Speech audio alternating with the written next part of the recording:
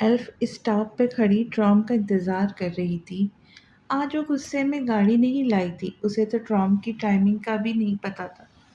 अब उसे अफसोस होने लगा अपने फैसले पर। उसी वक्त एक सड़क से दिलनशी की गाड़ी उसके करीब से गुजरी। वो उसे देख कर रुक गई थी और मुताज्जुब होकर एक साथ कई सवाल कर डाले। एल्फ कैसी हो? यहाँ क्यों खड़ी हो? सब ठीक है ना? आसमानी रंग के बिजनेस सूट में मलबूस बादामी रंग के बाल ऊंची पौनी में मुकीद किए हुए थे। चंद लटे उसके गालों को चूम रही थी। मुनासिब सा मेकअप उस पर बहुत सूट कर रहा था। वो हमेशा की तरह परफेक्ट लग रही थी। एल्फ नए सिरे से उसकी पर्सनालिटी से मुतासिर होने लगी। चेहरे का इत्मीनान देखने लायक था। बोलो भी लड़की, परेशान लग रही हो मुझे तुम। क्या बात है? उसने सर्द सी आह भरते हुए पेशकदमी की। तेहरान भाई की तरफ जा रही थी। दिलनशी खुशगवार अंदाज से मुस्कुराई। नहीं, मेरा ऐसा कोई इरादा नहीं, मगर तुम चाहो तो जा सकते हैं, मेरे पास आधा घंटा है। उसने कलाई पर बंधी घड़ी देखी। दिलनशी वक्त की पाबंदी कितनी पाबंद थी, हर सेकंड सोच समझ कर गुजारती। एल्फ ने सोचते उसके बराबर निश्चित संभाल ली। थैंक यू, कोई बात नहीं डियर, कोई प्रॉब्लम है? नहीं, बस यूं ही भाई से मिलने का दिल चाह रहा था। गाड़ी अब हमवार रास्तों से गुजर कर कॉटेज के करीब रुक गई। वो दोनों आगे पीछे गाड़ी से उतरी। अमान कसलमंदी से आके रगड़ता हुआ दरवाजे पर नमूदार हुआ। सर तपा बगैर नक सक से तैयार करी दिलनशी को देखकर बदमजगी से कहा, तुम्हें किसी ने सिखाया नहीं? अगर कोई दरवाज़ा नहीं खोल रहा तो मसरूफ भी हो सकता है। अगर मुसलसल दस्तक दिए जा रहा हो तो कोई इमरजेंसी भी हो सकती है, इसलिए फौरन दरवाज़ा खोल देना चाहिए। तुम्हें किसी ने नहीं सिखाया? दिलनशी उसी की बोली बोली बिला तकल्लुफ मुक्का उसके सीने पे जड़कर अंदर आ गई। अमान दरवाज़ा बंद करते करते रुक गया। एक लम्हे के लिए उसकी नज़र साकित हुई। उस हस्ती को देखकर अकल व शऊर दिमाग से रुखसत हो जाता था। शौक निगाहें एहतरामन झुक जाती थी। भाई अंदर है? यूनिवर्सिटी में उसका हाई प्रोफाइल स्टूडेंट्स में उठना बैठना था। सोसाइटी उसके जैसा हाई स्टैंडर्ड शायद ही किसी का हो। स्टूडेंट सबसे पहले मदद मांगने उसके पास आए थे। वो इनकार नहीं कर सकती थी। तभी मुझे पैसों और पैसे वालों से सख्त नफरत है। वो एकदम तल्ख हुआ। अब मैं क्या करूं? क्या क्या जवाब दूं? वो सू सू करती हुई पीछे हटकर बड़े से पत्थर पर बैठ गई। बस इतनी सी बात थी या कुछ और भी है? वो दराज नो से उसके कदमों के करीब बैठ वो दो जानों उसके कदमों के करीब बैठ गया। आपके लिए इतनी सी ही बात होगी? उसने खफगी से आंखें घुमाई। मैं निपट लूंगा बाबा से, तुम फिक्र मत करो। अगर वो ना माने तो मानना ही पड़ेगा, उसने इत्मीनान ने भरे लहजे में कहा। एल्फ को उसके इत्मीनान पर यकीन आने लगा। तो मतलब मैं कल प्रोग्राम में हिस्सा ले लूं? उसने बचकाना मासूमी से सवाल किया। उसने मुस्कुराकर जज्बात में सर हिलाया। थैंक यू सो मच भाई, उसने पुरजोश होकर बोसा उसकी तरफ उछाला। किसके साथ आई हो तुम? दिलनशी के साथ। वो एक पल को रुका, फिर कुछ सोचते हुए कुल्हाड़ी एक तरफ रखी और लकड़ियाँ इकट्ठी करने लगा। एल्फ भी उसकी मदद करने लगी। मेहमान आपके इंतज़ार में यहाँ पलके बिछाए बैठे और आप है कि आके नहीं दे रहे, अमान ने शरारतन कहा था।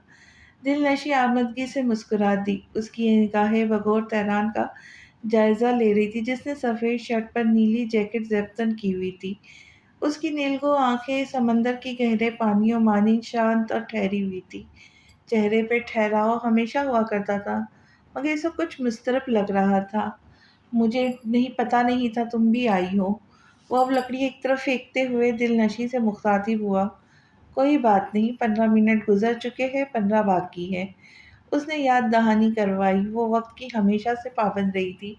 एक एक लम्हा जैसे उसके लिए बहुत कीमती हो। तेहरान सर झुककर टक कर बेक वक्त दोनों को देखते पूछने लगा, कुछ खाओगी तुम दोनों? वो बुलाकर मेहमान नवाज था। दिलनशी जानती थी अगला सवाल यही पूछने वाला था। कॉफ़ी ठीक रहेंगी? उसने फिर से एक बार घड़ी देखी थी और तेहरान पाशा को खौफ के साथ साथ गुस्सा भी आने लगा अपनी दोस्त पर। दिलनशी और दिलावर पाशा में ज़्यादा इम्तिजाज नहीं था, वो दोनों ही एक जैसे थे। اصول کے پکے وقت کے پابند، دونوں کو ہی پیسوں سے لگاوٹ تھی۔ دونوں ہی شہرت کے بلندیوں کو چھونے کے لیے دن رات سر توڑ محنت کرتے رہتے تھے۔ دل نشیں اس کے پیچھے کچن میں چلی آئی، اس کی نفاست پسندی کی قائل ہو چکی تھی۔ کیسی گزر رہی ہے زندگی؟ خوشگوار، تم بتاؤ، تمہارا مشن کہاں تک گیا؟ کیسا مشن؟ کامیاب ہونے کا مشن؟ پیسے کمانے کا مشن؟ تہران کا لہجہ خشک تھا۔ ان دونوں میں سے کس مشن میں برائی ہے؟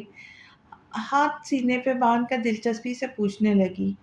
پرسکون زندگی گزارنے کے لیے چند نقدی پیسوں کی اور ایک اچھی جاب کا ہونا کافی ہے۔ جو لوگ پیسوں کو اپنا مشن اور کامیابی کو ہی زندگی مان لیتے، برائی اس بات میں ہے۔ چند نقدی پیسوں کی ایک وقت کے بعد ختم ہو جائیں گی، پھر کیا کرو گے؟ اس نے براہ راست اس کی نیلگوں آنکھوں میں جھانکا۔ ہماری ضرورت پر ڈیپینڈ کرتا ہے، ضرورت محدود ہوں گی تو خرچے بھی کم ہوں گے۔ وہ اب کافی میکر سے جگ اٹھا کر سلیب پر رکھا کپوں میں الٹ رہا تھا۔ سب تمہارے جیسے نہیں ہیں۔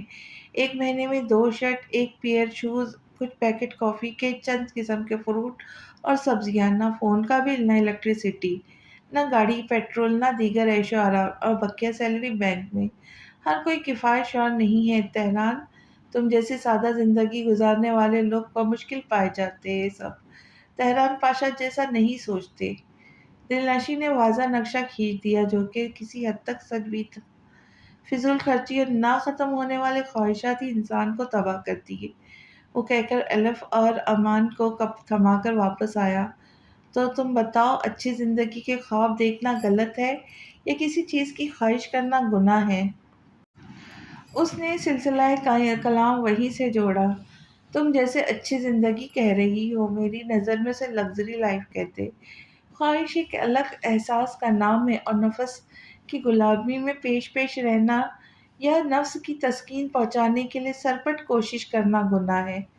وہ لاجواب رہ گئی۔ جواب سے آ رہی، تمہاری کافی۔ اس نے خاموشی سے کپ تھام لیا۔ وہ تہران پاشا کو یونیورسٹی کے وقتوں سے جانتی تھی۔ مجال تھی کہ وہ ایک انچ بھی بدلا ہو، ویسا کا ویسا ہی تھا۔ اپنی تمام تر سادہ طبیعت اور عادات سمیت انا اس میں کوٹ کوٹ کر بھری ہوئی تھی۔ حالانکہ اس کا باپ دلاور پاشا ماسکو کے امیر ترین شخصیات میں شمار کیا جاتا تھا، مگر تہران کو ان کی دولت کا رتی بھر غرور نہیں تھا، یا یوں کہنا بہتر ہوگا، اسے دولت سے مطلب ہی نہیں تھا۔ گھر پہنچی تو قیامت خیز منظر اس کے انتظار میں تھا۔ کمال حسن شاہانہ ڈرائنگ روم میں ٹہلتے ہوئے شاید اسی کا انتظار کر رہے تھے۔ اسے آتے دیکھ کر وہ سیدھے کھڑے ہو گئے۔ اس نے ڈرتے ڈرتے شہزین کی جانب دیکھا جس کا جھکا ہوا چہرہ اس کی رہی سہی ہمت بھی فنا کر گیا۔ شرمین نے جو بتایا کیا وہ سچ ہے؟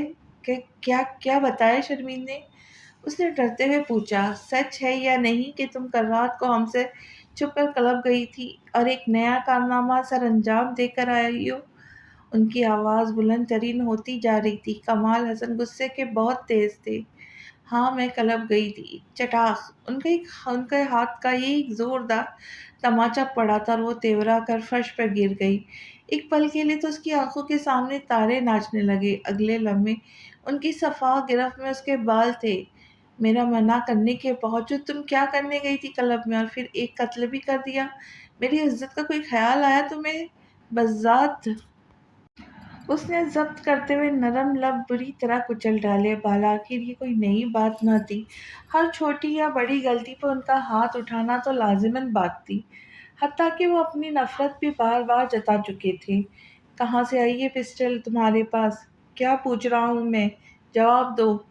ایک جھٹکے کے ساتھ اسے بے دردی سے دور پھینک دیا۔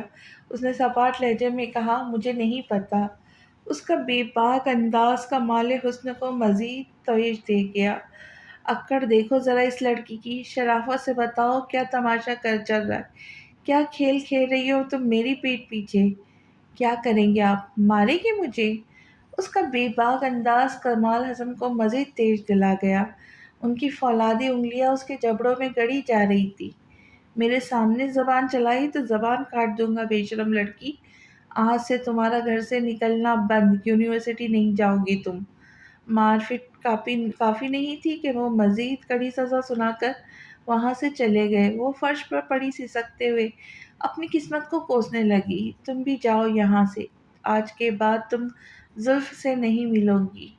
شرمین کڑی نگاہ شہزین پر ڈال کر اپنے کمرے میں چلی گئی تھی۔ وہ 5 سال کی تھی جب اس کی ماں ہارٹ اٹیک سے چل بسی تھی۔ ماں کے بعد اسے احساس ہوا کہ وہ اس بے حس دنیا کے بھنور میں پھنس چکی ہے۔ باپ تو جیسے ماں کے مرنے کی انتظار میں تھا، فوراً دوسری شادی شرمین سے کر ڈالی۔ باپ کی کمزوری پیسہ تھا، ان کی بات پیسے سے شروع ہو کر پیسے پہ ہی ختم ہوتی، اور زلف سے تو انہیں اللہ کا واسطہ کا بیر تھا۔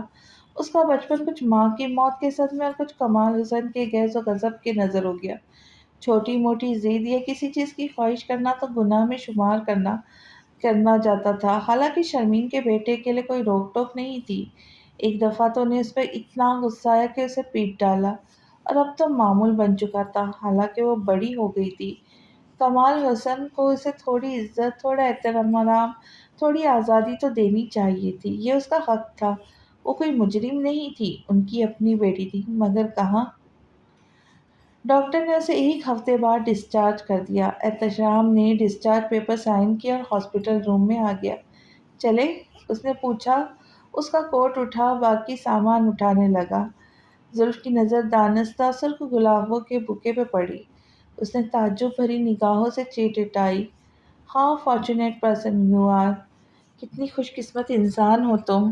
اس کے لب زخمی انداز سے مسکراتے چلے گئے۔ زلف! احتشام نے پھر پکارا، بلکہ بغیر اس کا چہرہ دیکھا۔ یہ پھول کہاں سے آئی یہاں؟ اس کے تاثرات یکدم بدلے۔ زلف نے جواب دینے کی زحمت محسوس نہیں کی۔ سرخ رنگ کی چٹ اس کے ہاتھ میں پکڑائی اور بڑے ترش انداز میں اپنا کوٹ اس کے ہاتھ سے لیا۔ احتشام نے سرخ گلابوں کو بے دردی سے مسل کر ڈسٹ بن میں پھینک دیا اور غصے کو دباتے ہوئے زلف کے پیچھے لپکا۔ ٹھہرو، میں تمہاری مدد کرتا ہوں۔ ضرورت نہیں ہے، تمہاری اسٹیٹ ایسی نہیں ہے، مجھے مدد کرنے دو۔ اس نے نرمی سے استفسار کرتے ہوئے اسے تھامنا چاہا۔ کہا نا، تمہاری کسی بھی مدد کی ضرورت نہیں ہے مجھے۔ انتہائی بے دردی سے اس کا ہاتھ جھٹکتے ہوئے چیخ کر بولی۔ وہ ندامت بھرے انداز میں ایک طرف ہو گیا۔ اس نے جیسے ہی جھٹکا دے کر فرنٹ سیٹ کا دروازہ کھولا، پورے ہاتھ میں آگ سی جل اٹھی۔ جلن کے احساس سے اس کی آنکھیں نم ہو گئی۔ میں ابھی آتا ہوں۔ اس نے سیٹ بیلٹ لگا کر دروازہ بند کیا اور داور کی طرف بڑھا۔ یہ چٹ دیکھو، یہ ابھی تمہارے ہوتے ہوئے ہوا ہے، ایسے تو تم پر یقین قائم رکھنا بہت مشکل ہے میرے لیے۔ اس نے چٹ داور کی طرف بڑھائی اور وہ بہت بہت غصے میں لگ رہا تھا، بس نہیں چل رہا تھا کہ مشتبہ شخص اس کے سامنے آ جائے اور لمحہ ضائع کیے بغیر اس کی گردن مروڑ دے۔ ایسا کیسے ہو سکتا ہے؟ داور خود بے یقین تھا۔ وہ کوئی معمولی انسان نہیں تھا، بلکہ اس کام میں ماہر تھا۔ اسے 20 سال کا تجربہ تھا۔ تم کسی پرائیویٹ سیکیورٹی فرم سے بات کرو، کیونکہ مجھے زلف کے لیے ایک باڈی گارڈ کی ضرورت ہے۔ اب یہ معاملہ سنگین صورت اختیار کرتا جا رہا ہے، جیسے آپ کہیں۔ داور نے اس بات میں سر ہلایا۔ وہ لوٹا تو زلف نے سیٹ کی پشت سے ٹیک لگا کر آنکھیں موندی تھی، اس کی موجودگی محسوس کر کے بھی نہیں کھولی۔ آئی ایم سوری، بالآخر خاموشی کو اسی نے توڑا۔ معافی کس بات کی؟ تمہارا کوئی قصور نہیں تھا، برجستہ جواب آیا اجنبی لہجے میں۔ میں مانتا ہوں تمہارے ساتھ یہ حادثہ میری لاپرواہی کی وجہ سے ہوا۔ قاتل تمہیں ٹارچر کر کے مجھے تکلیف پہنچانا چاہتے ہیں۔ اس نے یکدم آنکھیں کھول کر اسے دیکھا۔ اس کے لبوں پہ مسکراہٹ تھی، خوبصورت مگر مضحکہ خیز۔ وہ لوگ کتنے نادان ہیں نا، جو یہ سمجھتے ہیں مجھے تکلیف میں دیکھ کر تمہیں تکلیف ہوگی۔ جانے وہ اس کا مذاق اڑا رہی تھی یا اپنی ہستی کا۔ احتشام لمحے بھر کے لیے لاجواب رہ گیا۔ رائل ڈیوڈ پلیس کے شاہانہ طرز کے ڈرائنگ روم میں تاشقہ جیا بے قراری سے زلف کا انتظار کر رہی تھی۔ ان دونوں نے جب اس سے اس حادثے کے بارے میں سنا تھا بہت پریشان تھی۔ پھپھو، خدا کا شکر ہے آپ ٹھیک ہو گئی، میں آپ کے لیے پریشان ہو گئی تھی، اتنے دن کسی کو بتا نہیں سکی، پھر ہمت کر کے ماما کو بتایا۔ جیا تو اسے آتے دیکھ کے فوراً لپٹ گئی۔ آپ کیسی؟ آپ ٹھیک ہے نا؟ آپ کو کوئی نقصان تو نہیں پہنچا نا؟ میں ٹھیک ہوں، فکر مندی کی کوئی بات نہیں۔ وہ اس سے الگ ہو کر تاشی سے گلے ملنے لگی۔ تم لوگ کب آئے؟ بور تو نہیں ہوئے؟ اس کا موڈ خاصا بہتر ہو گیا تھا۔ نہیں، بور تو نہیں ہوئے، سفینہ خانم کی کمپنی انجوائے کر رہے تھے۔ تاشی سپاٹ لہجے میں اس سے الگ ہوتی ہوئی کہنے لگی۔ سفینہ خانم نے نحوست سے سر جھٹکا۔ چلو کمرے میں چل کر بیٹھتے ہیں شالی، مہمانوں کے لیے اچھی سی چائے کا انتظام کرو اور رات کے کھانے کا اہتمام کرو، اس نے آواز لگا کر ملازم سے کہا۔ سفینہ خانم اور احتشام خاموشی سے یہ کارروائی دیکھ رہے تھے۔ یہ تمہارا کوٹ، اس نے زلف کا کوٹ بڑھایا جو جیا نے فوراً تھام دیا اور اسے سہارے دے کر کمرے میں لے گئی۔ سفینہ خانم سلکی ساڑی کا پلو لہراتے ہوئے اٹھی۔ آپ کہاں جا رہی ہے؟ گیدرنگ میں جا رہی تھی مگر تمہاری بیوی کے مہمانوں کی وجہ سے رک گئی۔ ان کا انداز کچھ جتاتا ہوا تھا۔ مظفر گاڑی نکالو۔ مظفر گیا نہیں ابھی تک؟ احتشام کی رگیں تن گئی۔ مجھے تم پر افسوس ہوتا ہے احتشام، اتنا وفادار ملازم اتنے سالوں سے ہمارے ساتھ کام کر رہا، تم نے اسے کسی غلطی کے بغیر بے نقط سنا کر فارغ کر دیا۔ وہ سیکیورٹی انچارج ہے یہاں پر، اسی لیے وہی اس سارے حادثے کا ذمہ دار ہے مام، وہ بھی ان کے روبرو آ چکا تھا۔ سفینہ خانم کو اس پر افسوس ہوا۔ تم اسے نہیں نکال سکتے احتشام، کیونکہ وہ میرا ملازم ہے۔ کیوں نہیں نکال سکتا؟ کیا آپ نے ان کی اور انہوں نے سو کال سیکیورٹی کی ذمہ داری نہیں لی تھی؟ اس حادثے کا ذمہ دار کون ہے پھر؟ کہاں تھے اس کے گارڈ جب پیلس پر حملہ ہوا؟ آئزل جو کب سے خاموش کھڑی تھی، ان کی گفتگو سن رہی تھی، مداخلت کرتی ہوئی بولی اور تیزی سے بلدار زینہ اترتی نیچے آ گئی۔ تم بیچ میں مت بولا کرو جب دو بڑے بات کر رہے ہو، سفینہ خانم نے فی الفور ٹوکا۔ کیوں؟ میں بھی اس گھر کی فرد ہوں، میرا بھی سوال جواب کرنے کا اتنا ہی حق ہے جتنا میرے دونوں بھائیوں کا۔ آئزل تم جاؤ یہاں سے۔ احتشام نے اسے ہٹانا چاہا مگر وہ ٹس سے مس نہ ہوئی۔ آپ کیوں اپنے ملازم کی غلطی کو کور کر رہی ہے سفینہ خانم؟ کہیں ایسا تو نہیں اس حادثے کے پیچھے آپ کی کوئی دیرینہ خواہش چھپی ہوئی ہے؟ آئزل زبان سنبھال کر بات کرو۔ وہ اس کے الزام پر تلملا اٹھی، خوبصورت چہرہ لال انگاروں کی مانند دہکنے لگا۔ آئزل بس ہوا، بہت ہوا بیٹا، لے جاؤ اسے یہاں سے احتشام، وہ سر تھامتے ہوئے کہنے لگی۔ نہیں جاؤں گی میں، اب جو بھی بات ہوگی میرے سامنے ہوگی سفینہ خانم۔ اس نے بے باک انداز میں ہاتھ سینے پر باندھ لیے۔ اب مجھے تمہیں بھی حساب دینا ہوگا۔ انہوں نے بیٹی کو خون آشام نظروں سے دیکھا۔ مت دے حساب، بس اتنا بتا دے کہ بھائی اس ملازم کو کیوں نہیں نکال سکتے، حالانکہ سراسر ذمہ داری وہی ہے۔ پھر کیوں نہیں؟ آپ کے ملازم اپنی بہو سے زیادہ عزیز ہے؟ وہ اس لیے کیونکہ اس فریبی دور میں ہمیں مظفر جیسا وفادار دوبارہ نہیں مل سکے گا۔ وہ ضبط کرتے ہوئے تحمل سے ان انکوڑ مغزوں کو سمجھانے لگی۔ آپ کا مطلب ہے کہ بہو بے شک جان سے جائے لیکن 2 کوڑی کا ملازم ادھر سے ادھر نہ ہو، اور پیسے سے سب خریدا جا سکتا ہے سفینہ خانم، آپ ہی نے کہا تھا نا؟ وہ کیسے کیسے ان کے جملے انہی پر لوٹا رہی تھی۔ سفینہ خانم دھک سے رہ گئی، پھر لال ہوتے چہرے کے ساتھ احتشام سے مخاطب ہوئی جو سر تھام کر صوفے پہ بیٹھا تھا۔ اسے دیکھ کر میرا خون کھول رہا ہے احتشام، اسے یہاں سے لے جاؤ ورنہ میرا ہاتھ اٹھ جائے گا اس زبان دراز پر۔ ایسا کون سا پہلی بار ہوگا؟ آپ مجھے پرواہ نہیں، مظفر اس گھر میں نہیں آئے گا اور میں اسے یہاں دوبارہ نہ دیکھوں۔ ازل نے چبا چبا کر کہا۔ مظفر یہاں سے نہیں جائے گا احتشام، سن لیا تم نے؟ انہوں نے حکم صادر کیا۔ ٹھیک ہے مام، جیسے آپ کہیں گی ویسا ہی ہوگا، اس نے صبر کا کڑوا گھونٹ بھر کر کہا۔ آئزل کو بہت سبکی محسوس ہونے لگی۔ اسے احتشام کے فیصلے سے دکھ پہنچا تھا، وہ مزید بگڑ گئی۔ اس کا مطلب آپ کی نظر میں بیٹے کی کوئی اوقات نہیں، وہ بیٹا جو آپ کی فرما برداری میں ہر دم کوشاں رہتا ہے، آپ ہر وقت روبوٹ کی طرح ان پر حکم چلاتی رہتی ہو۔ اٹھ جاؤ احتشام، بیٹھ جاؤ احتشام، یہاں جاؤ احتشام، وہاں جاؤ احتشام، یہ مت کرو احتشام، وہ مت کرو احتشام، انف مام انف۔ احتشام کی بھی اپنی ایک زندگی ہے، آپ نے ان پر ذمہ داریوں کا اتنا بوجھ ڈال دیا ہے کہ ان کے پاس سگے رشتوں کے لیے بھی وقت نہیں بچتا۔ آپ نے انہیں کام کرنے والی مشین بنا دیا۔ یہ کیسی لالچ اور پیسوں کی ہوس ہے کہ ختم ہونے ہی نہیں دے رہی، وہ چیخ چیخ کر کہنے لگے۔ اس کا لہجہ حد درجے کڑوا تھا۔ زہر قاتل سفینہ خانم کا ہاتھ کیسے نہ اٹھا۔ مام یہ کیا کہہ رہی ہے آپ؟ مام یہ کیا کر رہی ہے آپ؟ احتشام چپ نہیں رہ سکا اس بار، مگر خود کو کہنے سے باز نہیں رکھ سکی۔ گال پر ہاتھ رکھ کے پھر بولی۔ اس بار اس کے لہجے میں کرب تھا۔ نظر نہیں آتا آپ کو کتنی دوریاں ہیں ان دونوں کے درمیان؟ آپ نے ان دونوں کو ایک دوسرے سے کتنے دور کر دیا ہے۔ ایک جانور سے بھی اتنے سالوں میں انسیت ہو جاتی ہے، مگر بھائی اور بھابھی کے درمیان تو نام کا رشتہ بھی نہیں۔ دونوں اجنبیوں کی طرح زندگی گزار رہے ہیں۔ محبت کے بغیر زندگی کیسی گزرتی ہے، آپ سے بہتر کون جان سکتا ہے سفینہ خانم؟ اس کے باوجود آپ ان دونوں کے درمیان دیوار کی طرح تنی ہوئی ہے۔ آپ کو ایک ماں ہونے کے ناطے اپنے بیٹے کے دل پہ بجائے بلندیوں کے فطور، پیسوں کی ہوس کے بیوی کی محبت پیدا کرنی چاہیے، تاکہ اس معصوم کی زندگی مزید برباد نہ ہو۔ آئزل بس کرو، بہت ہو گیا، بہت بول لیا تم نے۔ اسے اپنی نجی زندگی ڈسکس کریے جانا اچھا نہیں لگا، گو کہ آئزل کے الفاظ اس کے دل میں کھپ گئے تھے۔ میں دیوار ہوں ان دونوں کے بیچ میں؟ سفینہ خانم نے بے یقینی سے سینے پہ انگلی رکھی۔ ہاں آپ دیوار ہے۔ آپ نے ضرورت سے زیادہ ذمہ داریاں بھائی کے کندھوں پہ ڈال دی ہے تاکہ وہ کسی کو وقت ہی نہ دے سکے۔ وہ بس کام کام اور کام کرنے والی مشین بنے رہے تاکہ آپ واہی سمیٹ سکے دنیا سے۔ میں اچھی طرح جانتی ہوں آپ کیا ثابت کرنا چاہتی ہے سفینہ خانم، لیکن افسوس ان کی رگوں میں دوڑتا خون وہی رہے گا، اسی شخص کا، اسی مجاہد حسین کا جس سے آپ نفرت کرتی ہے۔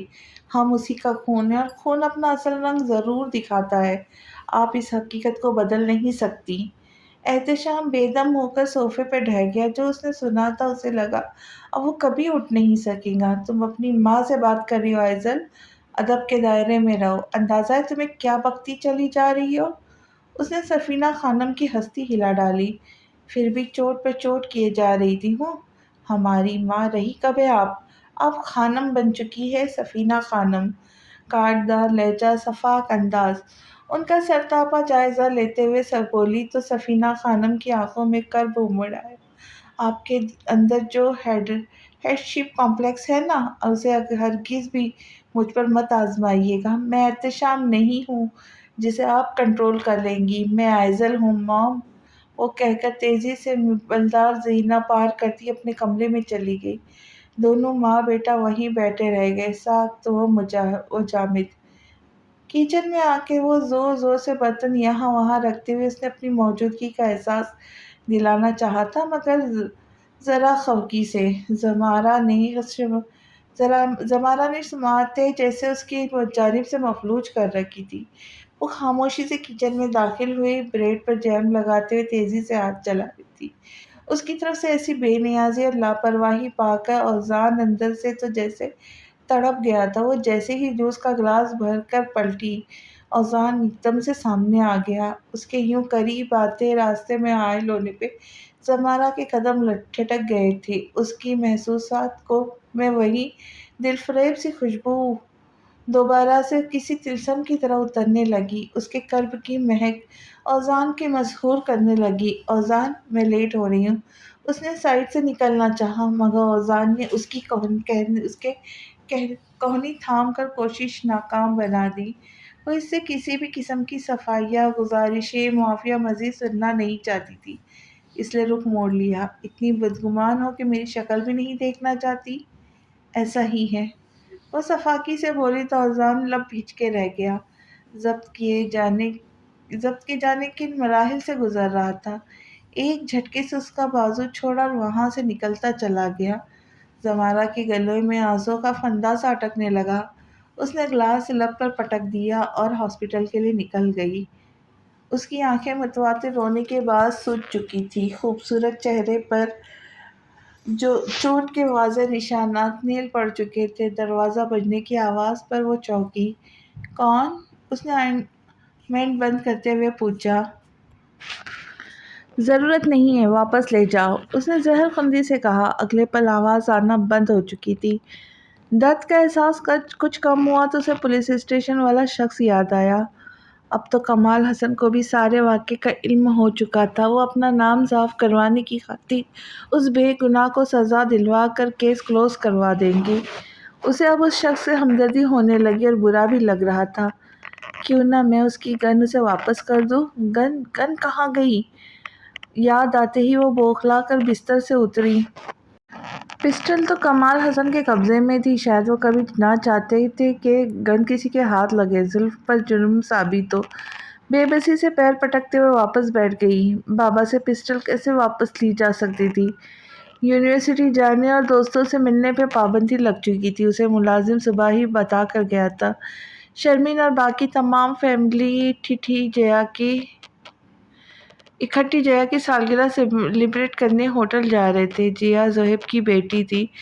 تاشقہ کی حالت بھی اس گھر میں زلف سے مختلف نہیں تھی، نہ وہ اپنے مائکے میں سے مل سکتی تھی نہ دوستی سے۔ شرمین نے اس کا سانس لینا دوبر کیا تھا، اس پر زہیب کی نیک نئی عیاشیوں نے تاشقہ کی زندگی عجیرن کر دی تھی۔ وہ دبے قدموں کمروں سے نکلی اور کمال حسن کے کمرے کا رخ کیا۔ اب لاکر کا کوڈ اسے پہلے سے پتا تھا، اس نے جیسے ہی کوڈ ڈائل کر کے لاک کھولا، پسٹل وہیں پڑی تھی۔ اعصاب پر پڑا دباؤ دھیرے دھیرے سرکتا ہوا محسوس ہوا۔ جیسے ہی گن اٹھا کر پلٹی، کسی سے بری طرح ٹکرا گئی۔ جمشید تم؟ اس کا رنگ فک ہو گیا۔ جمشید شرمین کا بھائی تھا، وقت بے وقت اس کے سامنے نمودار ہو جاتا، اس کی بے باک نگاہوں سے زلف کو نفرت ہونے لگتی۔ مگر آج سچویشن الگ تھی، اس سچویشن کی نوعیت سے رد عمل دینا تھا۔ چوری کر رہی تھی تم بھائی کے کمرے سے؟ کیا چھپا رہی ہو؟ پیچھے دکھاؤ ذرا۔ اگلے ہی پل جمشید نے پسٹل اس کی گرفت سے چھین لی۔ اس نے ضبط سے آنکھیں مچ لی، وہ کچھ نہیں کر سکتی تھی سوائے اسے قتل کرنے کے۔ تمہیں قتل کرنے کے لیے گولی مارنے کی کیا ضرورت ہے؟ تمہارے پاس تو اور بھی بہت طریقے ہیں۔ وہ عجیب گھٹیا طریقے سے کہتا اس پر جھکا۔ وہ سرحد سے دور بت کی۔ یہ کیا بدتمیزی ہے؟ ٹھیک ہے، پھر میں کمال بھائی کو بتا دیتا ہوں کہ تم چوری کر رہی تھی۔ اس کی آنکھوں میں آتش فشاں جلنے لگا۔ آخر وہ ہی کیوں اتنی بدقسمت تھی؟ مت بتائے جمشید بھائی پلیز، اس نے گریہ زاری سے درخواست کی۔ یہ ہوئی نا بات، اب تم ذرا ہمارے تعلق پر بھی نظر ثانی کرو۔ اتنی اکھڑی اکھڑی رہتی ہو تم میرے ساتھ۔ جی میں سوچوں گی اس بارے میں۔ اس نے جان چھڑائی۔ Good girl. جمشید نے گال تھپتھپانا چاہا مگر زلف نے نفرت سے رخ موڑ لیا۔ پسٹل اس کے ہاتھ سے لے کر بھاگتی ہوئی کمرے میں چلی گئی۔ دروازہ اچھی طرح سے لاک کرنے کے بعد سکون کا سانس لیا۔ وہ پسٹل کو بغور دیکھ رہی تھی۔ اب تو اس نے اپنی زندگی داؤ پر لگانے کا فیصلہ کر لیا تھا۔ ویسے بھی اس کی زندگی کوئی اہمیت نہیں رکھتی تھی، نہ اپنے لیے نہ دوسروں کے لیے۔ کمرے کی کھڑکی پہ اداس سی شام اتری۔ زلف تو نوروز کی آنکھوں کی مانند، وہ گھٹنوں میں سر لیے کھڑکی میں بیٹھی ہوئی تھی، سوچے تذبذب کا شکار تھی۔ گن تو اسے واپس کرنی ہی تھی بہرحال۔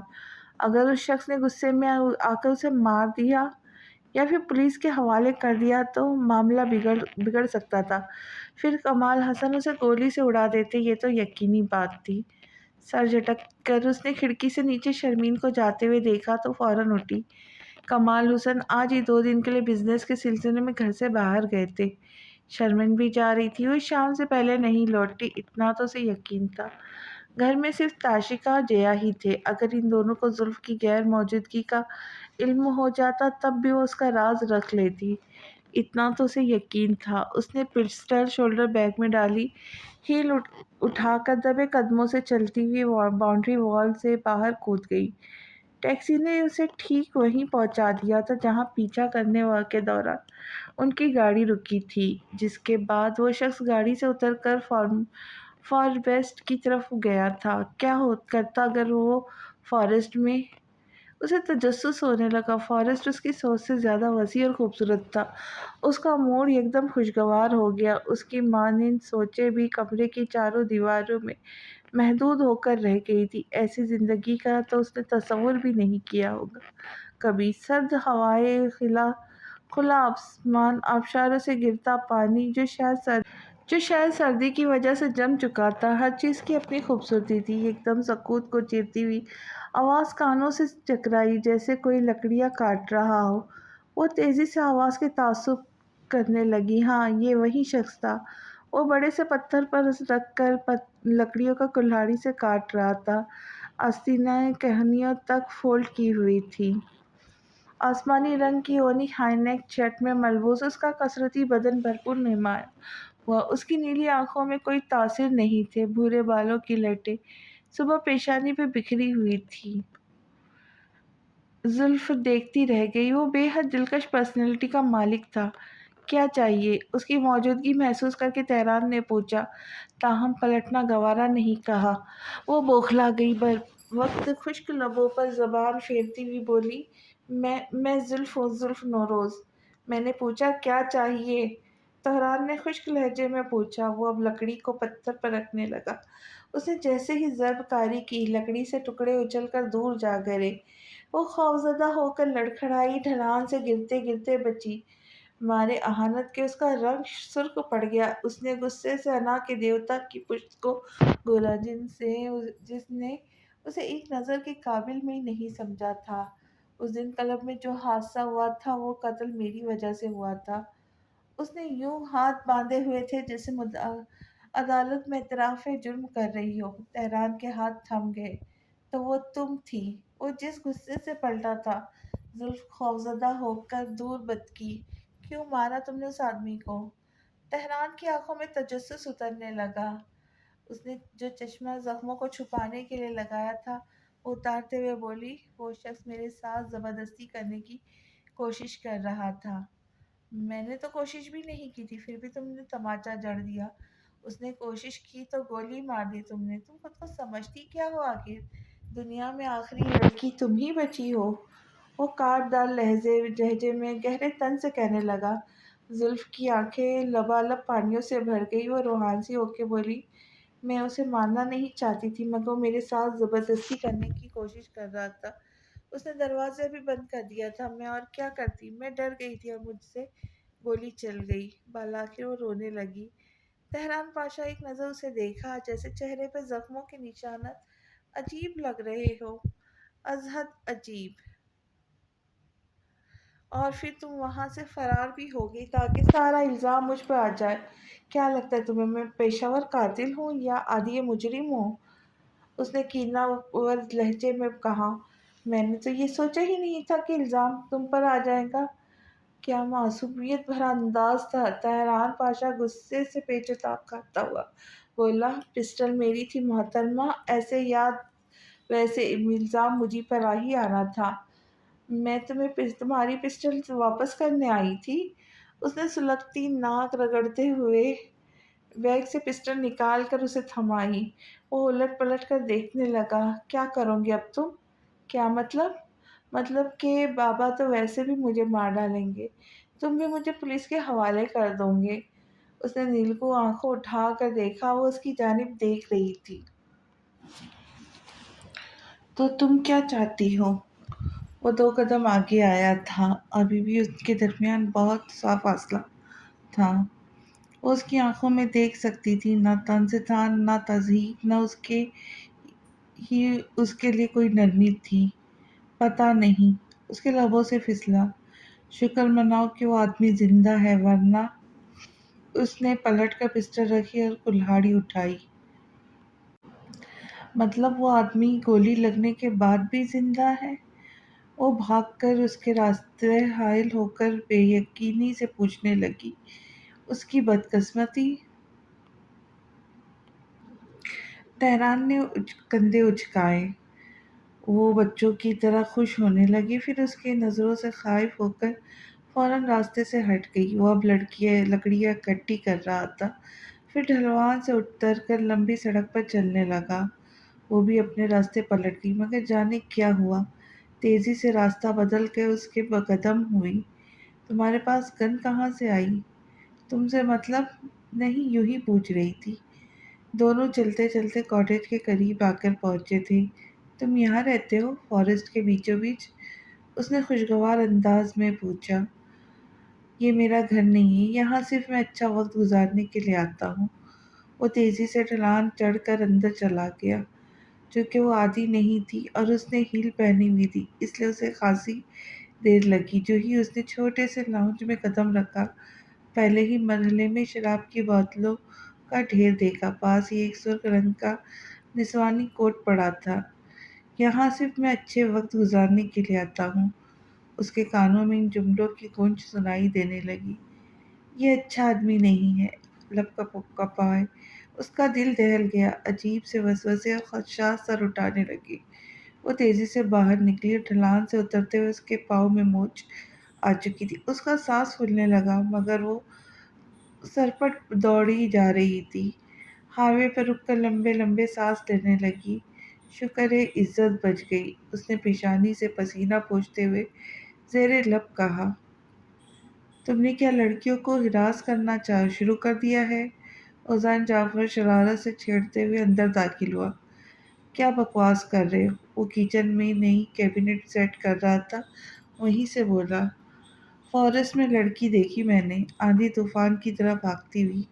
کیا بات ہے بھائی، اس دن بھی کلب میں چماٹ پڑا تھا۔ تمہارے کرتوت مجھے ٹھیک نہیں لگ رہے پاشا۔ بکواس بند کرو، ایسا کچھ نہیں ہے۔ ہاں ہاں ہاں، تو کہتا ہے تو مان لیتا ہوں، نہ بھی کہتا تب بھی۔ اور اوزان اس کی فطرت سے بخوبی واقف تھا۔ فروٹ کی ٹوکری سے سیب اٹھا کر چک مارتے ہوئے جست لگا کر سلپ پر بیٹھ گیا۔ کس لیے بلایا ہے؟ کوئی کام تھا؟ ریس کب ہونی ہوتی ہے؟ تہران اسٹول سے اتر کر اسی پر بیٹھ کر ہاتھ جھاڑتا ہوا پیچھے پوچھنے لگا۔ اوزان کے چلتا منہ کو بریک لگی۔ ریس جو ماسکو میں الیگل ہے؟ تہران نے اس بات میں سر ہلا کر تصدیق کی۔ کیا بات ہے باس، کوئی مسئلہ ہے تو بتاؤ۔ وہ اس بار قدرے فکر مند نظر آنے لگا۔ پیسے چاہیے یار، اس نے سر داؤ بھری اور اعصاب ڈھیلے چھوڑ دیے۔ مجھ سے لے لو، برجستہ آفر آئی۔ تمہاری ابھی نئی نئی شادی ہوئی ہے، میں تمہیں پریشان نہیں کروں گا۔ کیسی بیگانوں جیسی باتیں کر رہے ہو؟ وہ ناراض ہونے لگا۔ تم یہ بتاؤ ریس کب ہوگی؟ اتوار کی شام، یعنی کل؟ اوزان نے اس بات میں سر ہلایا۔ تم انکل سے کیوں نہیں مانگتے؟ اس نے کتراتے ہوئے پوچھا۔ پیسہ کمانے کے لیے جان لگانی پڑتی ہے، میں بھی لگا کر دیکھتا ہوں، پھر یا تو پیسہ رہے گا یا جان۔ اس نے کسی کے الفاظ دہرائے تھے۔ اوزان ایک دم گھبرا کر سلپ سے پھسلا۔ تم ہوش میں ہو تو وہ جان رہے گی یا پیسہ؟ یہ کیسی باتیں کر رہے ہو؟ دیکھو، اگر تمہارے دل میں کوئی بات ہے تو ابھی بتاؤ، ایسے میں تمہیں ریس میں حصہ نہیں لینے دوں گا۔ پریشانی کی بات نہیں ہے، اس نے مطمئن انداز سے کہا، مگر اوزان کو اس کا انداز کھٹک گیا تھا۔ میں اس یاری کی خاطر بے تحاشا پیسہ تمہارے قدموں کے نذر کر دوں؟ پیسوں کی کیا اوقات ہے؟ اسے خفگی سے گھورتا ہوا اچھل کر دوبارہ سلیب پر بیٹھ گیا۔ جانتا ہوں میں۔ تہران اس کا شانہ تھپکتے ہوئے دوبارہ مصروف ہو گیا۔ اور سناؤ، کیسی گزر رہی ہے تمہاری لو لائف؟ حسین، خوشگوار۔ اوزان کے لبوں سے دلکشی سے مسکراہٹ رہی۔ اسے دیکھ کر تہران بھی مسکرا دیا۔ ٹھیک ہے، میں چلتا ہوں، پھر اتوار کی شام کو ملتا ہے۔ خبیث کی اولاد، باس کو پتہ چل گیا تو کاٹ کھانے کو دوڑے گا۔ ہاں ہاں ہاں۔ تہران اس کے زہریلے انداز پر قہقہہ لگا کر ہنس دیا۔ زلف اپنے بستر پہ دبکی ہوئی تھی۔ اچانک کھڑکی کھلنے سے سرد ہوائیں اس کے وجود سے ٹکرائی تو سٹپٹا کر اٹھ گئی۔ تبھی ایک دم کمرے میں ایک روشنی سی چمکی، وہ خوفزدہ ہو کر چیخ اٹھی۔ سیل فون کی روشنی جیسے ہی مقابل کے چہرے پہ پڑی، اس کے تاثرات نفرت اور قہر انگیز ہو گئے۔ جمشید بھائی، یہ کیا حرکت ہے؟ آپ اس وقت میرے کمرے میں کیا کر رہے؟ نکل جائے یہاں سے۔ اس کی آنکھوں میں عجیب سی چمک تھی۔ وہ معنی خیزی سے مسکراتے اس کی طرف بڑھ رہا تھا۔ زلف خوفزدہ ہو کر اپنے آپ میں سمٹنے لگی۔ میں نے کہا چلے جائے یہاں سے، ورنہ میں چیخ چیخ کر سب کو بلاؤں گی۔ اس نے چیخنے کے لیے منہ کھولا ہی تھا کہ جمشید نے اس کی چیخیں دبا دی۔ میرے ساتھ چلو آج ایک پارٹی میں، ورنہ میں تمہاری ان حسین تصویروں کا کیا کر سکتا ہوں تم سوچ بھی نہیں سکتی۔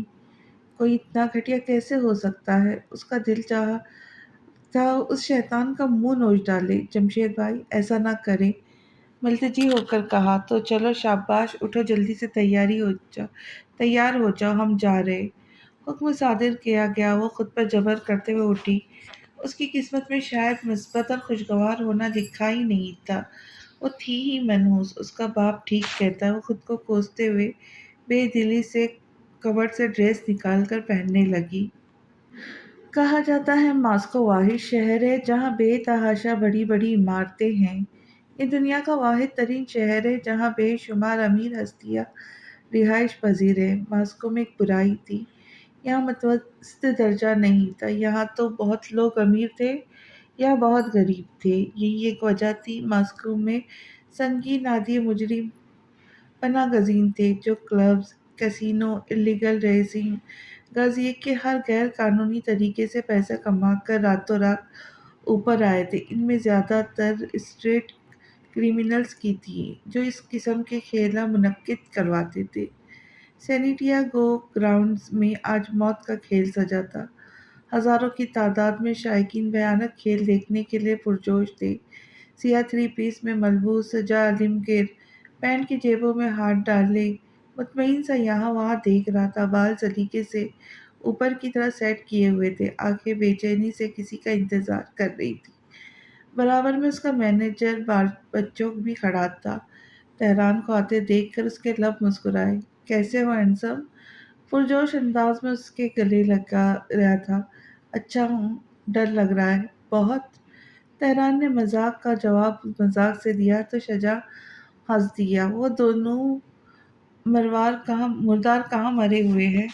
उसके पीछे झांकते हुए अमान और रोजान के मुतालिक पूछने लगा। आते होंगे कहीं। तेहरान ने लाइल्मी का इजहार किया। वो दोनों जल्द चलते हुए उनके नजदीक पहुंच गए। अमान की तो छप ही निराली थी। उसकी तैयारी हमेशा खास होती थी। आते ही बोला, अर्ज किया है कि मुझे खबर है कि दुनिया नहीं बदल सकती, इसलिए तो मैं चश्मा बदल के आया हूँ। काश तुम हरकतें भी बदल के आते, तेहरान ने कहा। वो तीनों हंस दिए। उसने तेहरान की बात को नज़रअंदाज करते हुए पूछा, कैसा लग रहा हूँ? खुशबू में नहा के आया है शहजादा? शुजा ने बगल में खड़े ओजान को कौनी मारी। जलो मत कह दो, मुझ जैसा हसीन तुमने आज तक नहीं देखा। उसने खुद पसंदी से कहा तो तीनों मुस्कुराए बगैर नहीं रह सके। कुछ ही देर में खेल शुरू हो चुका था। वो तीनों से लक विश करते हुए कैंटीन से लग के खड़े हो गए। ग्राउंड्स में शोर के साथ तालियों की गूंज बुलंद हुई। ये सब कमीने तालियों के नहीं, गालियों के लायक है। निहार ने लायक तो आप है। बखुदा क्या खूबसूरत शाहकार है ऊपर वाले का। उसने बगल में खड़ी हसीना की तरफ झुकते हुए कहा, जो सुनकर शर्म से लाल होने लगी। शुजा ने उसका कान मरोड़ा। इधर सामने ध्यान दे। ध्यान उधर जा ही नहीं रहा, क्या करूं? उसका हाथ झटक कर बोला, कंट्रोल कर वरना दांत तोड़ दूंगा तेरे। ठीक है भाई। शुजा ने इस बार सख्त तंबी की तो बदमज़गी से कॉलर झाड़ता हुआ सीधा हुआ। लड़की हनूज उसे के मायने खेजी से घूर रही थी। उसने कॉल का इशारा करते हुए आंख दबाई और सरगोशी में बोला, बाद में। शुजा जब्त से लब भींच कर रह गया। उसकी हरकतें उनकी नई नहीं थी, उनके लिए नई नहीं थी। खेल शुरू होने से पहले इस बार बच्चों के कान में कहा था। वो आंखें फाड़ फाड़ कर उसकी सूरत देखने लगा, फिर पूछने लगा, आर यू श्योर बास? क्यों, मेरे फैसले में श्योरिटी की कमी है? उल्टा सवाल दागा। नहीं, मेरा मतलब था कि क्या मतलब था तुम्हारा? बॉस तुम हो या मैं? जी मैं समझ गया, वेरी गुड। देखते हैं तुम्हारी टाइमिंग कितनी अच्छी है। उसने मुतमईन अंदाज में बोरीचो की पीठ ठोकी। क्या खुसर फुसर कर रहे कब से? कुछ नहीं यार, बस मीटिंग डिस्कस हो रही है। उसने ओजान को मुतमईन कर दिया। उनके चेहरे पर इस वक्त टेंशन ने परे जमाए हुए थे। तेहरान ने जब से यूनिवर्सिटी छोड़ी थी, गाड़ी का काम स्टार्ट मुख्तसर कर दिया था। ऐन मुमकिन था कि वो हार जाता, मगर बारीचों को एक इशारा मिला तो वो तेज़ी से एक तरफ जाकर पुलिस को कॉल करने लगा। बदकिस्मती से किसी ने उसकी सारी बातें सुन ली थी और तेज़ी से उसके कान से फ़ोन खींच लिया। जमशेद, ओए जमशेद, यहाँ आकर देखो कि औलाद पुलिस की इत्तला दे रहा था। उस शख्स ने गैज़ और गज़ब के आलम में उसे बुरी सी गाली बकी थी। उसके बुलावे पे लंबे चौड़े देव जैसे हाथी भी जमा होने लगे। बारिश फौरन 9-2-11 हो गया। बॉस बॉस, तुम्हारी टाइमिंग खराब थी तो पहले बता देते बारिचो। शुजा उसकी सूरत देखकर अंदाज़ा लगा चुका था। गड़बड़ हो गई बॉस। गड़बड़ होनी थी सो हो गई है। बताओ बारिचो, कॉल हुई या नहीं? हो गई बॉस, कॉल तो हो गई। مطلب اتنی بھی خراب نہیں ہے تمہاری ٹائمنگ۔ اس کے اطمینان دیدہ زیب تھا۔ پھر باریچو پھولا ہوا سانس بحال کرنے لگا۔ اس سے پہلے ریس کی گاڑیاں زیر زیرو لائن لے کراس کرتی، پولیس کی سائرن کی آواز آنے لگی۔ شائقینوں کے رنگ اڑ گئے، پلیئرز حواس باختہ ہو چکے تھے۔ گاڑیاں گراؤنڈ پر دائرے کی صورت ایسے گھومنے لگی کہ کنٹرول میں نہیں آ رہی تھی۔ شائقین میں بھگدڑ مچ گئی تھی۔ وہ تینوں تیزی سے پچھلے راستے کی طرف دوڑے تھے۔ باریچو گاڑی لا چکا تھا۔ پھر اچانک وہاں بہت سے لوگ ہاتھوں میں ہتھیار لیے ان کا گھیراؤ کرنے لگے۔ یہ لوگ کون ہیں؟ ہمارے نئے دوست۔ میں نئے دوست بنانے کے موڈ میں نہیں ہوں اس وقت تو بالکل نہیں، امان نے بدمزگی سے کہا۔ اس لڑکے کو ہمارے حوالے کر دو جس نے پولیس کو کال کی تھی۔ جمشید نامی شخص ہاتھ میں گن لیے رعب دار لہجے میں بولا۔ باریچو، تم جانا چاہتے ہو؟ باریچو نے ہڑبڑا کر نفی میں سر ہلایا۔ وہ نہیں آنا چاہ رہا۔ اس کو بھیجو ورنہ زبردستی کرنا اچھی بات نہیں۔ تیری محبوبہ ہے سالے، اس شخص نے تپ کر کہا۔ استغفر اللہ۔ شجاع نے کانوں کو ہاتھ لگائے تھے۔ بھائی دیکھو، یہ ٹھیک کہہ رہا ہے، زور زبردستی کرنا اچھی بات نہیں ہے۔ شجاع نے کانوں کو ہاتھ لگائے تھے۔ بھائی دیکھو، یہ ٹھیک کہہ رہا ہے، زور زبردستی کرنا اچھی بات نہیں۔ میں تو بالکل بھی جھگڑا نہیں چاہتا۔ میرا تو نام بھی اتنا پیسفل اور امن و امان والا ہے۔ وہ جی بھر کے ان کے ساتھ گپ مار رہا تھا جبکہ تہران پاشا کا پیغام موسوم نہیں ہوا۔ دیکھو باریچو کی معصوم شکل، بیچارے کو لگا کہ یہاں سب لیگل ہے، اس لیے پولیس کو بلا کر یقین دہانی کروانا چاہتا تھا۔ اس کا باس بھی ہے ساتھ میں، یہ سب لیگل کام کرتے ہیں۔ امان ہاتھ نچا کر بولا۔ بس کا تیری یہ ٹک ٹک لڑکیوں پہ کام کرتی ہے۔ یہاں دیو جیسے سانڈ کھڑے، کہیں لینے کے دینے نہ پڑ جائے۔ اگر پیٹنا شروع ہو گئے تو نہ صرف تمہارے تھوبڑے کا زاویہ بگڑے گا بلکہ لنگڑا لولا کر کے چھوڑیں گے۔ اوزان کی صلاح پر عمل درآمد کرتے ہوئے امان نے خاموشی میں ہی عافیت جانی۔ تہران کی وجہ سے ان کے ساتھ نہیں آ سکتا تھا مگر وہ ٹھیک تھا، اس کا میسج مل چکا تھا۔ تم دونوں گاڑی میں بیٹھو۔ شجاع سنجیدگی سے گویا ہوا۔ تہران کہاں ہے؟ اس کے بغیر ہم کہیں نہیں جائیں گے۔ امان بدک گیا۔ ان سب کے مقابلے میں وہ قدرے جذباتی تھا۔ اچانک سب روشنیاں بجھ گئی۔ وہ چاروں موقع دیکھ کر گاڑیاں بھگا لے گئے۔ اپنے پیچھے بے تحاشا فائرنگ صرف پیچھا کرنے والوں کو خوفزدہ کرنے کے لیے تھی۔ رات کی خاموشی ہر سو مسلط تھی۔ آسمان کی سیاہ چادر پہ پورا چاند چمک رہا تھا۔ دور دور تک سکوت کا راج تھا۔ ہوا کے دوش پر برف کی ہلکی ہلکی فوار برس رہی تھی۔ ایسے میں وہ گھٹنوں پہ سر دیے سسک رہی تھی، خود کو کوس رہی تھی جس وقت اس نے جمشید کے ساتھ آنے کے لیے حامی بھری تھی۔ کیا کر رہی تھی یہاں؟ دراز قدمت دیوتا اس پر چیخ رہا تھا۔ اس کے آنسو تھمنے کا نام نہیں لے رہے تھے۔ میں پوچھ رہا ہوں، تم وہاں کیا لینے گئی تھی؟ کس کے ساتھ گئی تھی؟ جمشید بھائی کے ساتھ گئی تھی، اس نے بمشکل کہا۔ کون سا ایسا غیرت مند بھائی ہے جو رات کی اس پیر ایسی جگہوں پر اپنی بہن کو ساتھ لے کر جاتا ہے؟ جمشید بھائی میرے بھائی نہیں ہے۔ آنسوؤں نے اس کی آواز کو غیر متوازن کر دیا تھا۔ تو کیوں گئی تھی اس کے ساتھ؟ اس نے دھاڑتے ہوئے پوچھا۔ عرصے بعد کسی پر اتنا غصہ آ رہا تھا۔ وہ مجھے بلیک میل کر رہے تھے۔ وہ منہ چھپا کر پھوٹ پھوٹ کر رو دی۔ ایک بات مجھے سمجھ نہیں آتی، ہر کوئی تمہارے ساتھ ہی زبردستی کرنے کی کوشش کیوں کرتا ہے؟ تمہیں ہی کیوں بلیک میل کیا جاتا ہے؟ تم واحد ہستی رہ گئی ہو اس دنیا میں۔ زہر خند لہجے میں کہے گئے کاٹ دار لفظوں نے اسے مکمل توڑ دیا۔ وہ اس کا طنز سمجھ گئی۔ ان کے پاس میری تصویریں ہیں۔ کچھ توقف کے بعد بولی۔ کیسی تصویریں؟ وہ بری طرح سے چونکا۔ میں نہیں جانتی مگر وہ مجھے بلیک میل کر کے اپنے ساتھ یہاں لائے تھے۔ ہو سکتا ہے وہ جھوٹ بول رہا ہے، میں نہیں جانتی۔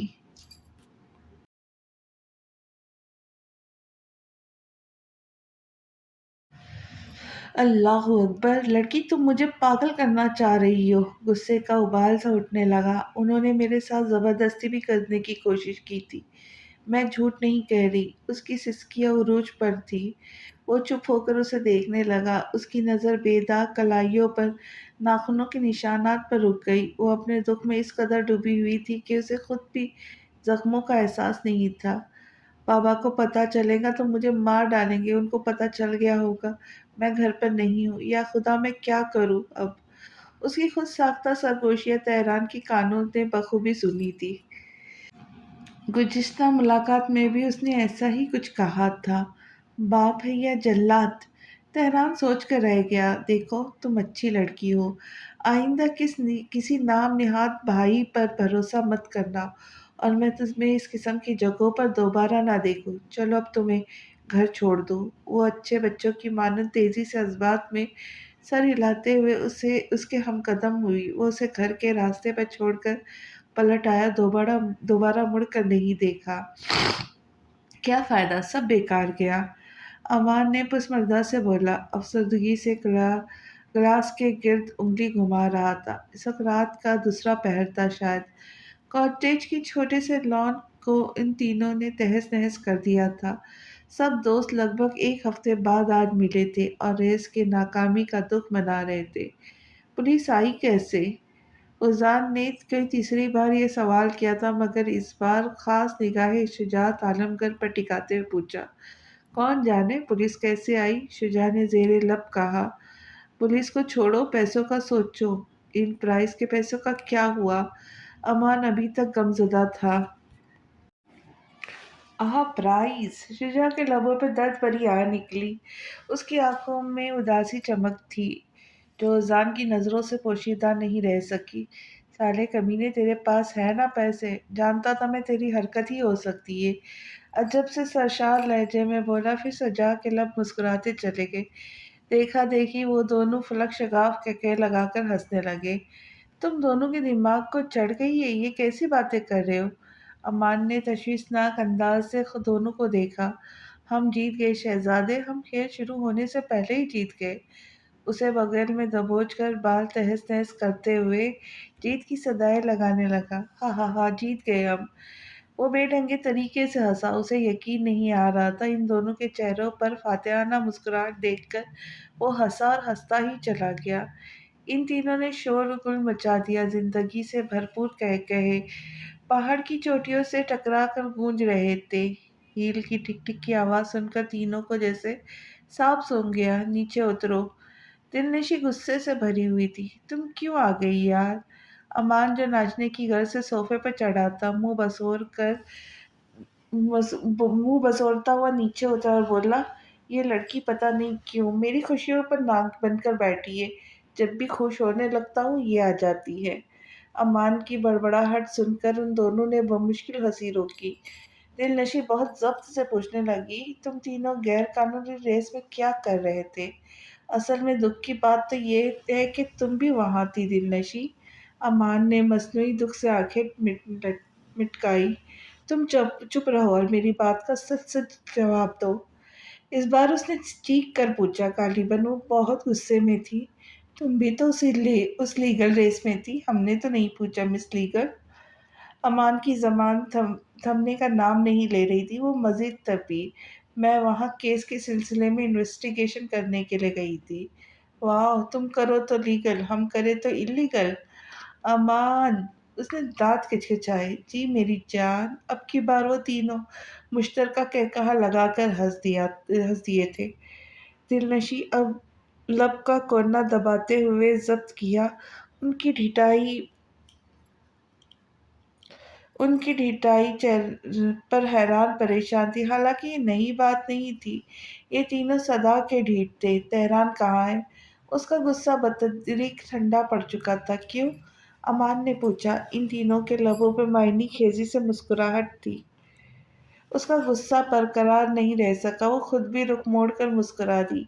تبھی ٹاول سے بال رگڑتے ہوئے تہران نے لاؤنج میں قدم رکھا تھا اور حالات حاضرہ کا جائزہ لیتے ہوئے بپھر کر بولا، یہ میرا گھر ہے یا تمہارا ڈرائنگ روم؟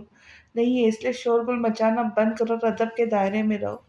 تمہارے ادب کا دائرہ بہت چھوٹا ہے، ہم اس میں فٹ نہیں آ رہے شہزادے۔ امان ڈھٹائی سے کہنے لگا، دیکھو ذرا، کوئی بہت بے قراری سے تمہارا پوچھ رہا ہے۔ وہ چونک کر کمرے کی چوکھٹ پر ہی رک گیا۔ ان سب سے دور سائڈ ٹیبل سے کمر لگائے کھڑی تھی۔ دل نشیں، تم اس وقت یہاں؟ میں تمہاری وجہ سے پریشان ہو گئی تھی۔ وہ واقعی بہت پریشان لگ رہی تھی۔ اس نے پلٹ کر گھڑی دیکھی۔ رات کے 3 بج رہے تھے۔ دل نشیں 9 بجے سو جایا کرتی تھی۔ اگلے صبح 9 بجے اس کا آفس ہوتا تھا۔ تمہیں اس وقت یہاں نہیں آنا چاہیے تھا دل نشیں، میں بالکل ٹھیک ہوں۔ اس نے بے حد نرمی سے جواب دیتے ہوئے اسے یقین دلایا۔ اسے صحیح سالم دیکھ کر وہ پرسکون ہو گئی تھی۔ بھوک تو نہیں لگی تمہیں؟ ہمیں بہت بھوک لگی ہے، گولی کی سی تیزی سے امان کا جواب آیا۔ تہران نے مسکرا کر نفی میں سر جھٹکتے ہوئے ٹاول اسٹینڈ پہ رکھا اور انگلیوں سے بالوں ایک طرف کرنے لگا۔ اس کی مہمان نوازی کی تو قائل تھی دل نشیں۔ وہ اپنے ہاتھوں سے ان چاروں کو بہت بار کھانا بنا کر کھلا چکا تھا۔ چلو میں تمہاری ہیلپ کر دیتی ہوں۔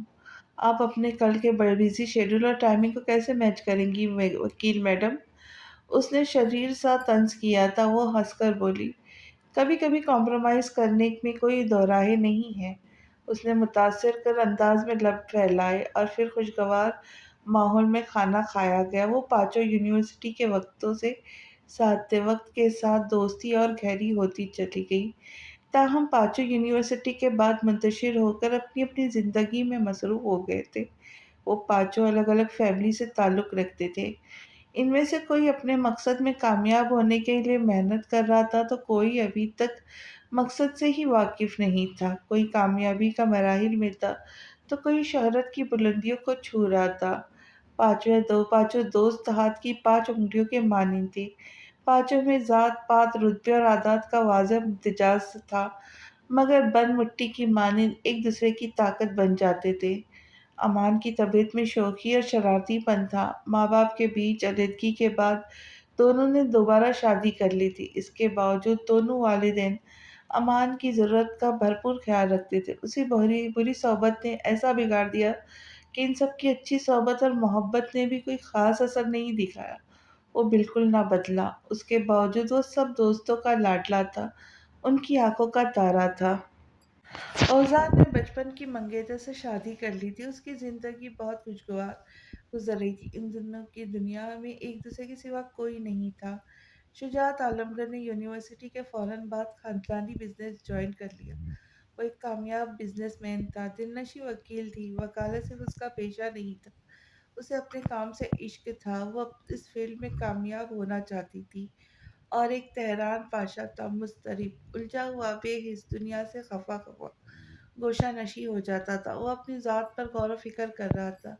اس دنیا کے مطابق چلنا ہے یا دنیا کو مطابق چلانا ہے، فیصلہ نہیں ہو پا رہا تھا۔ ایک زاویے سے سوچتا تو اسے اپنی ذات مظلوم لگتی تو دوسرے زاویے سے ظالم۔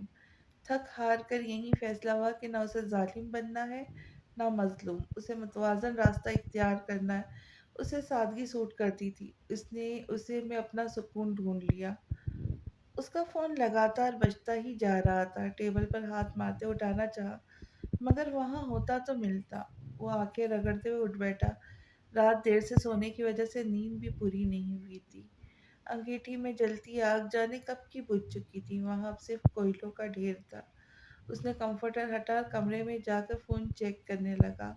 ایلف کی کہیں ایک کالیں آئی ہوئی تھی۔ اسے یاد آیا آج اس کا سوشل انٹرنشپ پروگرام تھا۔ اس نے نمبر پش کر کے کان سے لگایا تو ایلف کی چہکتی آواز سن کر حیران رہ گیا۔ تھینک یو سو مچ بھائی، مجھے تو یقین نہیں آ رہا آپ نے لاکھوں روپے کا چیک ٹرانسفر کروا بھی دیا جے ڈی سی فاؤنڈیشن کو۔ انہوں نے مجھے اعزازی طور پر بکے بھیج کر شکریہ ادا کیا، لیکن اس کا سارا کریڈٹ آپ کو جاتا ہے۔ اس کا دماغ معاف ہونے لگا۔ رات والا واقعہ یاد آیا تو وہ سارا معاملہ خود بخود سمجھ گیا۔ کمینے خبیث، بھائی آپ کب آ رہے ہیں مجھے لینے؟ آج ہم دونوں ساتھ جائیں گے۔ وہ معمول سے زیادہ خوش تھی کہ کجا کہ یہ اس کی بچکانہ حرکت تھی۔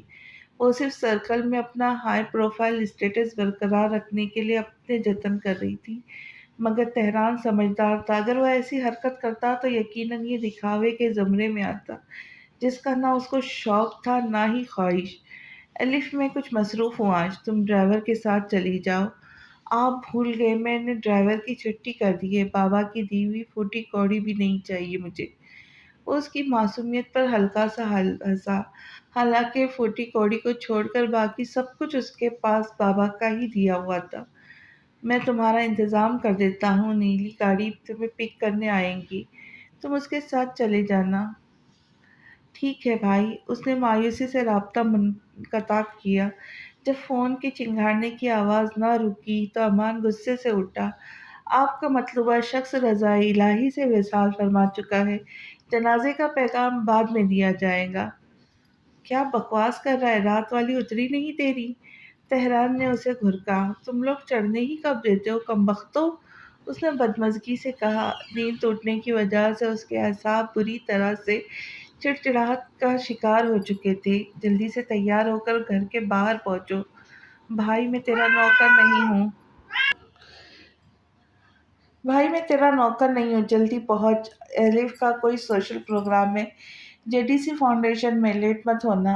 ایلف، اس کا دل زور زور سے دھڑکنے لگا۔ بھائی میں بیزی ہوں یار، آج مجھے بہت کام ہے۔ دوسری جانب تہران نے سنی انسنی کر کے رابطہ منقطع کر دیا تھا۔ ہیلو ہیلو کمینہ، وہ دانت پیس کے رہ گیا۔ وہ جتنا ایلف سے دوری بنانے کی کوشش کر رہا تھا، پتہ نہیں قسمت میں کیا ہونا لکھا تھا، کسی نہ کسی موڑ پر پھر ٹکرا جاتے۔ مہینوں کی تک و دق کے بعد اسے ذہن سے جھٹکنے میں کامیاب ہوتا۔ ایک خفیف سا منا اس کا دل میں ہی نئے خواب جگا دیتا۔ اس جنگ میں وہ زخمی ہو چکا تھا، ٹوٹ کر بکھر گیا تھا، حتیٰ کہ خود کو برباد کر چکا تھا، مگر نتیجہ پھر صفر تھا۔ ایک طرفہ محبت نے اسے کہیں کا نہیں چھوڑا تھا۔ وہ نیک نئے چہروں کی تلاش میں رہتا، کاش کوئی تو ایسی ملے جو اس کے دل سے اس کی محبت کو خروچ کر پھینک دے، مگر بے سوچ وہ ایک کو چھوڑ کر دوسری پھر تیسری کے فراق میں رہتا۔ نتیجہ بیزاری، اکتاہٹ، چڑچڑے پن کی صورت میں نکلتا، مگر یہ سلسلہ تھمنے کا نام نہیں لے رہا تھا۔ ہر طرف تہران ہی تہران تھا۔ کل اس کی عزت و جان بچا کر صحیح سالم اسے گھر چھوڑ گیا تھا، اس سے پہلے بھی وہ اس کی غلطی کا خمیازہ بھگت چکا تھا۔ کلب میں کتنی بے دردی سے اس نے تہران پہ ہاتھ اٹھایا، مگر اس نے ایک لفظ بھی نہیں کہا۔ وہ برا نہیں، اچھا آدمی تھا، اس کے دل نے گواہی دی۔ ایک بار، دو بار، تین بار، چار بار اس نے کئی بار لائنیں دہرا ڈالی، مگر کچھ پلے نہیں پڑ سکا۔ سوچے کسی اور گرد طواف کر رہی تھی۔ خوف زدہ ہو کر اس نے کتابیں بند کر دی، سر پر پٹکتے ہوئے خود کو باز رکھا۔ اگلے ہی پل اسے یاد آیا تہران کا کوٹ اس کے پاس تھا۔ وہ جست لگا کر کھڑکی سے اتری، کتاب بیڈ پر پھینک کر وہ والہانہ انداز میں کوٹ تلاش کرنے لگی۔ الماری کے سارے کپڑے زمین پر یہاں وہاں بکھر گئے، مگر پرواہ کسے تھی؟ کوٹ ہاتھ لگتے ہی اس نے پرسکون سانس لیا۔ وہ یوں کوٹ کو دیکھ رہی تھی جیسے مجسم تہران پاشا اس کے روبرو ہو۔ وہ دھیرے دھیرے چہرے کے قریب لا رہی تھی۔ جیسے ہی دروازہ کھلنے کی آواز آئی، اس نے فوراً زمین پر گرے کپڑوں پر پھینک کر پیر سے دور سرکا دیا۔ آنے والا حسن کمال تھے، جن کے چہرے پر ہمیشہ کی طرح تناؤ برقرار تھا۔ تم یونیورسٹی جا سکتی ہو کل سے، میری سزا ختم ہو گئی مطلب؟ عذیہ سے ہنسی۔ یہ جو کینچی کی طرح زبان چلتی ہے، اس کو زبان لگام ڈال کر رکھو، مجھے غصہ مت دلایا کرو۔ پتہ ہے کیا بابا، میں آپ کے غصے سے بالکل بھی خوفزدہ نہیں ہوتی، اب کیونکہ مجھے پتہ ہے غصہ کسی کا بھی نکلتا مجھ پر ہی ہے۔ وہ مار کھا کھا کر ڈھیٹ اور بے باک ہو چکی تھی، کیونکہ اسے پتہ تھا زیادہ سے زیادہ اس پر ہاتھ اٹھا سکتے یا جان سے مار دیتے، ویسے بھی اس کی جان کسے عزیز تھی۔ کمال حسن غصے سے مٹھیاں بھیج کر کمرے سے چلے گئے۔ وہ سب سمجھتی تھی، یہ اسی خبیث جمشید کی حرکت تھی۔ پہلے کمال حسن کو رام کر کے اس کا بھروسہ جیتنا چاہتا تھا، پھر زلف سے شادی کرنا چاہتا تھا۔ خبیث، حرام خور، دل میں جتنی گندی گالیاں یاد تھی سب اس شیطان کو دے ڈالی۔ وہ نکست سے تیار ہو کر کمرے سے نکلا تو مسز احسان نے دل ہی دل میں اس کی بلائی لے ڈالی۔ آج کوئی خاص دن ہے؟ زندگی کا ہر نیا دن خاص ہوتا ہے، اس کی حاضر جوابی پہ ہنستے ہوئے دوبارہ پوچھنے لگی۔ نہیں، میرا مطلب تھا آج خاصے خوش لگ رہے ہو۔ اتنی سی تو زندگی ملی ہے، کیا پتہ کل پرسوں مر جاؤ، کیا اب خوش رہنا بھی گناہ ہے؟ وہ جلد ہی اکتا گیا۔ اللہ نہ کرے، کیسی باتیں کر رہے ہو بیٹا، اللہ تمہیں میری بھی عمر لگا دے۔ ان کا دل دہل گیا۔ اوکے موم بائے۔ وہ لاپرواہی سے کندھے اچکا کر فروٹ کی ٹوکری سے انگور اٹھا کر پھاگتا ہوا باہر نکل گیا۔ الف بے صبری سے انتظار کر رہی تھی۔ گاڑی کا ہارن سنتے ہی فوراً چلی آئی۔ امان آپ؟ اسے اندازہ نہیں تھا تہران اسے بھیج دے گا۔ جی میں۔ سیٹ بیلٹ لگا لے۔ اس کا دھیان خود سے ہٹانے اور خود کو لاپرواہ ظاہر کرنے کی بھرپور کوشش کی، مگر آہارے قسمت! وہ اس کے بغل میں آ بیٹھی تھی۔ اس کے وجود سے اٹھی بھینی بھینی سی مسحور کن خوشبو امان کے حواسوں کو جھنجھوڑ رہی تھی۔ اس نے کتنے بہانے بنانے کی کوشش کی تھی، مگر تہران ایک نہیں مانا۔ کیا ہوا؟ کیا سوچنے لگے آپ؟ چلے، میں سوچ رہا تھا اگر تم کمفرٹیبل نہیں ہو تو بیک سیٹ پر آرام سے بیٹھ جاؤ۔ میں ٹھیک ہوں یہاں۔ الف نے بے نیازی سے کندھے اچکائے۔ دونوں بہن بھائی ایک دوسرے سے بڑھ کر ضدی ہے۔ کچھ کہا آپ نے؟ نہیں۔ اس نے اسٹیئرنگ گھماتے ہوئے گاڑی مین روڈ پر ڈال دی۔ کتنی دیر کا پروگرام ہے تمہارا؟ لگ بھگ 3 سے 4 گھنٹے کا۔ اور میں تب تک کیا کروں گا؟ آپ بھی میرے ساتھ چلیے، بھلائی کے کاموں میں حصہ لیجیے گا، بہت سکون ملے گا۔ اچھا، اتنا ہی بول سکا۔ وہاں وہ دوستوں سے مل رہے تھے اور رحمان گمسم سا کھڑا تھا۔ آج اچانک ہی وہ بہت اداس سا ہو گیا تھا۔ سارے اسٹوڈنٹس کو ایک مخصوص جیکٹ پہنا دی گئی تھی۔ سب کام پر لگ چکے تھے۔ اس نے اکتا کر پارکنگ کا رخ کیا۔ پورے 2 گھنٹے کی نیند لینے کے بعد اس کے حواس ٹھکانے پہ آ چکا تھا۔ الف ہڑبڑا کر تیزی سے اٹھا۔ جانے کتنا وقت گزر چکا تھا۔ وہ تیزی سے کوٹ پہنتے ہوئے اٹھا تھا۔ اسٹوڈنٹس اب بوڑھے اور ضعیف لوگوں کو کھانا سرو کر رہے تھے۔ الف اسے دیکھ کر اشارے سے پاس بلانے لگی۔ وہ اس عمل سے کترا رہا تھا، پتہ نہیں کیوں۔ الف آئی اور اسے کھینچ کر اپنے ساتھ لے گئی۔ جیکی جاؤ وہاں سے جیکٹ لے کر آؤ۔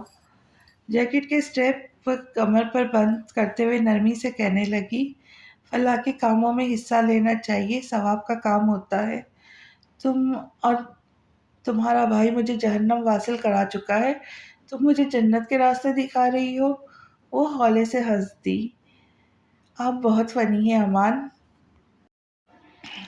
غالباً وہ اس کی بات کا اشارہ نہیں سمجھی تھی۔ کام میں ایسے مصروف ہوئے کہ وقت گزرنے کا احساس ہی نہیں ہوا۔ جے ڈی سی فاؤنڈیشن کے ساتھ اولڈ ہاؤس بھی تھا۔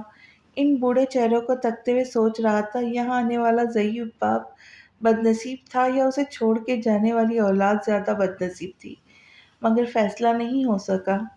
کیا سوچ رہے ہو؟ سوچا تھا زندگی میں کبھی شادی نہیں کروں گا۔ ان لوگوں کے چہرے کی بے بسی دیکھ کے ارادہ اب مزید پختہ ہو گیا ہے۔ وہ پسماندگی سے بولا، میرے خیال سے انسان کے اعمال کا بھی اس کی زندگی میں بہت بڑا ہاتھ ہوتا ہے۔ اپنی عمر کے لحاظ سے بہت گہری بات کہی تھی۔ وہ چند لمحے اسے دیکھتا رہا اور توقف سے کہنے لگا، جیسے میرے اعمال ہے، میری اولاد تو مجھے منہ لگانا بھی پسند نہیں کرے گی۔ اذیت سے ہنس دیا۔ ایسا کچھ نہیں ہے، آپ بہت اچھے ہیں۔ تم مجھے نہیں جانتی الف۔ اس نے بے چینی سے پہلو بدلتے ہوئے کہا۔ کھانا کھا لو ایلی۔ جو اسٹوڈنٹس کھانا کھا چکے تھے وہ سب کچن میں برتن دھو رہے تھے۔ کچھ کی باری اب آئی تھی۔ آپ کو بھوک نہیں لگی؟ نہیں۔ اسے حیرت ہو رہی تھی۔ سارا دن وہ اس کے ساتھ تھا۔ شام ہو چکی تھی۔ سورج اپنی کرنیں سمیٹ رہا تھا اور وہ کہہ رہا تھا اسے بھوک نہیں لگی۔ تھوڑا سا کھا لے، جبکہ جیکی جگہ دو۔ وہ اس کی سنے بغیر جیکی سے کہنے لگی۔ امان کو ناچار بیٹھنا ہی پڑا۔ کچھ دیر بعد فاؤنڈیشن کے گراؤنڈ میں ایک تقریر مقرر کی گئی۔ پروفیسر مائک سنبھالتے ہوئے سب اسٹوڈنٹس کا شکریہ ادا کرنے لگے۔ پھر فاؤنڈیشن کے چیئرمین نے اسٹوڈنٹس کو خراج عقیدت بھی کیا۔ آپ اکیلے کیوں کھڑے؟ چلے میرے ساتھ بیٹھ جائیں۔ مگر میں اسٹوڈنٹ نہیں ہوں، تم جاؤ، میں ٹھیک ہوں۔ اف ایک تو آپ بحث بہت کرتے ہو۔ وہ اس کا ہاتھ پکڑ کر زبردستی ساتھ لے گئی۔ ایلی، کسی نے دیکھ لیا تو تمہارے لیے مسئلہ ہو جائے گا۔ کوئی مسئلہ نہیں ہوگا، میری فکر مت کرے۔ وہ اس کا ہاتھ مضبوطی سے پکڑے بیٹھی تھی تاکہ وہ اٹھ نہ جائے۔ اس کا دل پسلیاں توڑ کر باہر آنے والا تھا۔ گو کہ یہ اس کا بچکانہ حرکت تھی، مگر چونکہ وہ اس کی دلی جذبات سے لا علم تھی، اس لیے اپنی کہے چلی جا رہی تھی۔ ایلی میرا آپ اتنے ضدی کیوں ہیں؟ اس بار اس نے ذرا جھنجھلا کر کہا تھا۔ وہ چپ رہ گیا۔ ایلف اسٹیج پر بلا کر خراج پیشش کیا جا رہا تھا۔ وہ بہت خوش تھی۔ وہ وہیں سے اسے دیکھ کر ایبرو اچکا رہی تھی۔ اس نے سٹپٹا کر تالی بجانے کے لیے ہاتھ اٹھائے۔ اس حرکت پر وہ دونوں ہی ہنس دیے۔ آگے کیا ہوگا یہ جاننے کے لیے ملتے ہیں اگلی قسط میں۔ تب تک کے لیے خوش رہے، خوشیاں بانٹے اور دعاؤں میں یاد رکھے۔ ملتے ہیں نیکسٹ ویڈیو میں۔ اللہ حافظ۔